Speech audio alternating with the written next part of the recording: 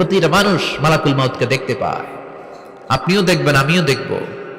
মুমিনদের কাছে এসে মালাকুল মাউত একজন যুবকের বেশে সাদা ধবধবে জুব্বা পরে সুগন্ধি মেখে মুমূর্ষু ব্যক্তির শিয়রে বসে বলে, ইয়া আইয়াতুহান নাফসুল মুতমাইন্নাহ, হে প্রশান্ত আত্মা, উখরুজি ইলা মাগফিরাতুল্লাহি ওয়া রিদওয়ানি, আল্লাহর ক্ষমা আর দয়ার দিকে বের হয়ে আসো। বলা মাত্রই মুমিনের আত্মাটা স্মুথলি বের হয়ে আসে। কাফান মিন আকফানিল জান্নাহ, হানুত মিন হানুতিল জান্নাহ, জান্নাত থেকে আনা সুগন্ধি কাফনের মধ্যে পেঁচিয়ে তিনি রূহটাকে নিয়ে ইল্লিনে চলে যায়। সরাসরি দেখে মালাকুল মাউতকে। আর যারা ইসলাম বিরোধী, কোরআন বিরোধী, তাদের সামনে এসে মালাকুল মাউত ত্রাস সৃষ্টি করে। আগে ধমক। হাইওয়েতে মাঝে মাঝে ডাকাতি হয় না? বাসগুলোর মধ্যে যখন ডাকাতি হয়, বাসে থাকে 50 জন, ডাকাত ঢুকে 5 জন, এই 5 জনের ভয়ে সবগুলো পেশাব করে দেয়। কারণ ত্রাস সৃষ্টি করে। এসেই চাইনিজ কুড়াল দিয়ে আগে কুবায় দেয় 4-5 জনের। রক্ত দেখে কি দেওয়ার সব আগে রেডি করে রাখে। মালাকুল মাউত এসে কাফের, নাস্তিক, মুশরিকদের সামনে সেরকম একটা ত্রাস সৃষ্টি করে। ভয়ে লোকটা কাঁপতে থাকে। ওর কাছে ভদ্র ভাষায় কথা বলে না, সুন্দর জামা পরে আসে না, কালো কুচকুচে চেহারা, ভয়ঙ্কর একটা রূপ নিয়ে, আকৃতি নিয়ে ইসলাম বিরোধীদের মাথার সামনে আসে। দুর্গন্ধযুক্ত চেহারার দেহ নিয়ে ধমক দিয়ে বলে, ও পাপাত্তা, ইয়া আইয়াতুহান নাফসুল খাবিসা উখরুজি ইলা গাদাবিল্লাহ, হে পাপাত্তা, আল্লাহর রাগ, ক্রোধ আর গজবের দিকে বের হয়ে আয়। মুমিনের আত্মা বলার সাথে সাথে যেমনি মুমিনের দেহ থেকে বের হয়ে জান্নাতি কাফনের ভেতরে ঢুকে, কাফেরদের আত্মাও কি এরকম তাড়াতাড়ি বেরোতে চায় নাকি? কাফেরদের আত্মা বেরোতে চায় না। ডানে দৌড়, বায়ে দৌড়, সামনে দৌড়, পেছনে দৌড়, আহা, দৌড়াদৌড়ি করে। মালাকুল মাউত এটাকে টেনে হিচড়ে, একটা জীবিত ছাগলকে জবাই না করে তার চামড়া উল্টার দিকে টেনে হিচড়ে বের করলে ছাগলটা যত কষ্ট পায়, এর চেয়ে কমসে কম 70 গুণ বেশি কষ্ট দিয়ে কাফের, মুশরিক আর গাদ্দারদের রূহ কবজ করা হয়। আল্লাহ এই পরিস্থিতি থেকে তুমি আমাদের বাঁচাও। মুমিনদের রূহ যেমনি কবজ হয়, ওইভাবে রূহ কবজের ব্যবস্থা করে দিও। ইমানের মৃত্যু নসিব করে দিও, শাহিদি মৃত্যু নসিব করে দিও।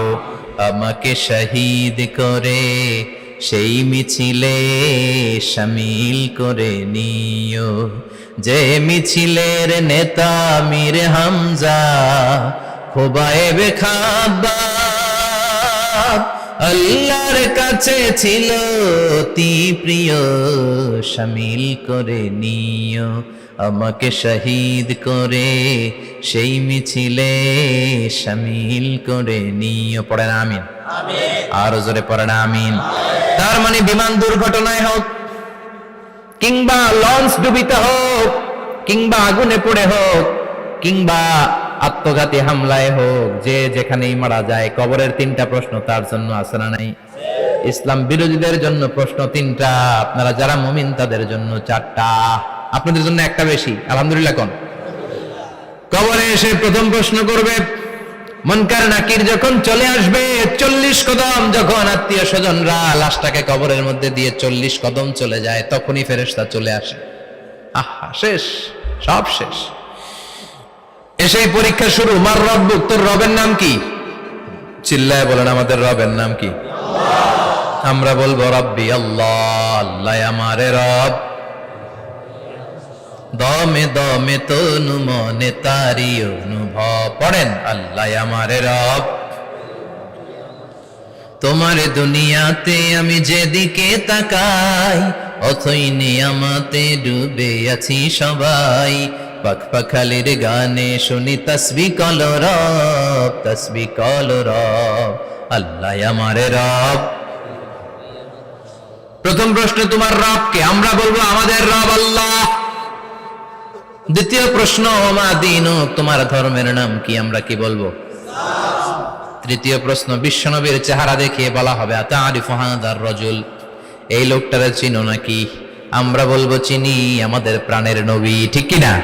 চাঁদের চেয়ে সুন্দর তুমি নবী আমার কমলিহিওয়ালা, দু জাহানের বাদশা তুমি প্যারা নবী সাল্লে আলা, চাঁদের চেয়ে সুন্দর তুমি নবী আমার কমলিহিওয়ালা, ঠিক কি না?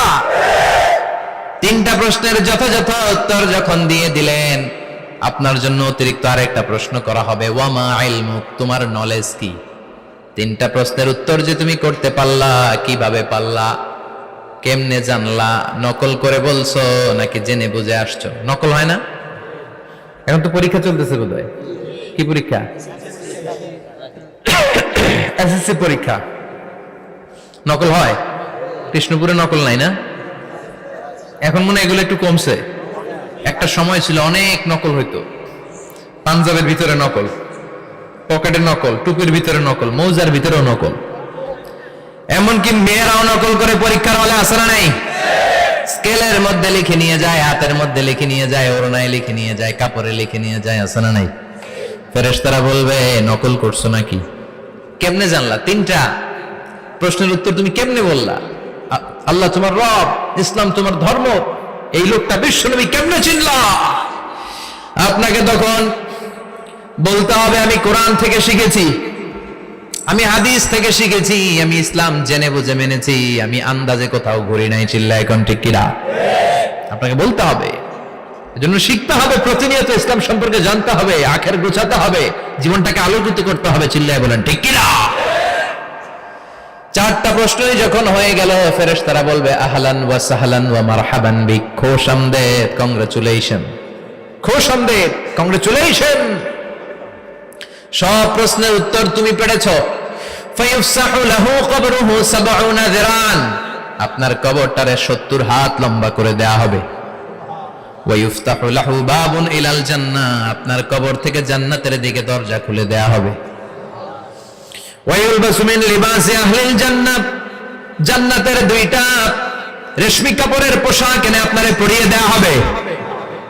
আর বলা হবে নাম কানাউমিল আরুস, ঘুমাও, sleep, you should get some sleep now, তোমাকে লম্বা সময় পাড়ি দিতে হবে, ঘুমাও। কানাউমিল আরুস, যেমনি বর বাসর রাতে আরামসে ঘুম দেয়, বাসর রাতে যেমনি বর কনেকে নিয়ে মধুর ঘুম দেয়, তুমিও ঘুমাও, কেউ তোমার ঘুম ভাঙবে না। মালাক ইসরাফিলের, কিয়ামতের জন্য ইসরাফিলের সিংহায় যে ফুৎকার আছে, ওই ফুৎকার ছাড়া কোনো কিছুই তোমার ঘুম ভাঙাতে পারবে না। আলহামদুলিল্লাহ পড়েন। আল্লাহ আমরাও যেন চারটা প্রশ্নের উত্তর দিয়ে লম্বা একটা ঘুম দিতে পারি, পড়ে না আমিন। ওয়াম্মাল কাফির ওয়া আহলুশ শিমাল, আর ইসলাম বিরোধী যারা, তাদের সামনে আসবে মালাকান আসওয়াদান আজরাকান, কৃষ্ণ বর্ণের দেহ, নীলাভ বর্ণের দুটো চোখ, গায়ের রং কালো, চোখের রং নীল। দেখতে কেমন লাগে? আলিফ লাইলার ভূতের মতো। কথা কন? গায়ের রং কালো, চোখের রং নীল। ফেরেশতা দুইটা আসবে, এসে ত্রাস সৃষ্টি করবে, এসে বলবে বল তোর রবের নাম কি? মার রব্বুক। ইসলাম বিরোধী মুশরিক, কাফের, নাস্তিক এরা বলবে আমি জানি না আমার রবকে, আমি জানি না, আমি তো আজীবন শুধু চেয়ার করেছি, মদ খেয়েছি, আমি ধর্ষণে সেঞ্চুরি করেছি দুনিয়ার বুকে, আমি টেন্ডারবাজি করেছি, চাঁদাবাজি করেছি, আমি মাস্তানি করেছি, আমার দাপটে এলাকার ইসলাম প্রিয়রা বাসায় ঘুমাতে পারে না। আমি ছিলাম টেন্ডারবাজ, আমি ছিলাম গডফাদার, সন্ত্রাসীদের লিডার, আমি ছিলাম ডন 1 2 3 সব, আমি ছিলাম ডনের ডন, আমি ছিলাম মাস্তান, রংবাজ। রব টব কি আমি তো জানি না। লাদ্রি লাদ্রি, আমার জিজ্ঞেস করো না। আবার প্রশ্ন করা হবে ওয়ামা দীনুক, তোর ধর্মের নাম কি? বলবে লা আদরি, আমার কোনো ধর্ম নাই, আমার কোনো ধর্ম নাই, আমি শুধু মৌজ মাস্তিতে ছিলাম, আমি আনন্দ ফুর্তি করেছি, ইসলাম নিয়ে আমার মাথা ব্যথা ছিল না, আজীবন ইসলামরে আমি বাস দিয়েছি। চিল্লায় বলেন ঠিক কিনা? ইসলাম বিরোধীদের সাথে ছিল আমার চলাফেরা, আমার সব সাঙ্গ পাঙ্গ ছিল গুন্ডা বদমাশ, ইসলাম বিরোধী। রব কি, ইসলাম কি, এগুলো আমি জানি না। আমার এগুলো জিজ্ঞেস করো কেন? ধর্ম কি আমি জানি না, আমি কিচ্ছু মনে করতে পারছি না। 3 নাম্বার প্রশ্ন করা হবে আতারিফু হাযার রাজুল, দেখো তো এই লোকটারে চিনো কিনা? কয় না, চিনি না, তবে মনে হয় এই লোকটারে দুনিয়ার বুকে আমি গালি দিতাম, এই লোকটার বিরোধিতা করতাম, ব্লগের মধ্যে এই লোকটার ব্যাপারে কুৎসা রটনা করতাম, এই লোকটার কার্টুন বানিয়ে আমি হিংসা ছড়িয়ে দিতাম, এই লোকটার ব্যাপারে আমি এলাকার মধ্যে অপপ্রচার চালাতাম। ফেরেশতারা বলবে তাই, এই ছিল তো ডিউটি, দাঁড়া এখনই আমাদের খেলা শুরু, এখনই শুরু। ফায়ুতরাকু বিমাতারিক মিন হাদিদ, লোহার একটা হাতুড়ি দিয়ে মাথা থেকে পা পর্যন্ত পিটানো হবে, পিটিয়ে ওর গোশতের হাড্ডিগুলোকে থেতলে ফেলা হবে। ওয়ায়ুকালু লিল আরদি ইলতাইমি, কবরের দুই পাশের মাটিরে বলা হবে এবার দুই দিক থেকে তোরা চাপ দে। চাপ দেয়া হবে, ধাক্কা ধাক্কি করেও সে সুবিধা করতে পারবে না। মাটি আস্তে আস্তে আস্তে আস্তে দেহের দুই দিকে লেগে এমন জোরে দুইটা চাপ দিবে, ফাতাখতালিফা আদলাউহু, তার ডান পাশের পাজরের হাড্ডি বাম দিকে ঢুকে যাবে, বাম দিকের হাড্ডি ডানে চলে যাবে। বিশ্বনবী বললেন এই হাতুড়ি দিয়ে পিটানোর শাস্তি, কবরের চাপ দেওয়ার শাস্তি চলতেই থাকবে হাত্তাল কিয়ামা, কিয়ামত পর্যন্ত। আল্লাহ এই কবরের শাস্তি থেকে আমাদের বাঁচাও। আমরা এই আযাব পেতে চাই না, আমরা যেন ঠিকভাবে কবরের 4টা প্রশ্নের উত্তর করে দিয়ে লম্বা ঘুম দিতে পারি। আল্লাহ তুমি তৌফিক দাও। এজন্য আল্লাহ বললেন গোলাম দুনিয়া নিয়ে পাগল হয়ে থেকো না, এই দুনিয়ার জীবন আসল জীবন নয়, আসল জীবন হলো কবরের জীবন। জোরে বলেন ঠিক কিনা? এই জন্য মাঝে মাঝে কবরে যাবেন, কবরস্থানে দাঁড়িয়ে চিন্তা করবেন এই জায়গায় আমারও আসতে হবে। দিন যাবে, রাত আসবে, বৃষ্টি হবে, শীত আসবে, কেউ আমার দেখতে আসবে না, একা থাকতে হবে। একা, বড় একা, অন্ধকার, বড়ই অন্ধকার। ওই কবরের জীবনের সামান গোছানোর দরকার আছে না নাই?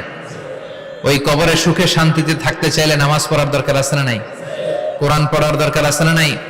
ছেলে মেয়েগুলোরে মানুষের মতো মানুষ করার দরকার আছে না নাই?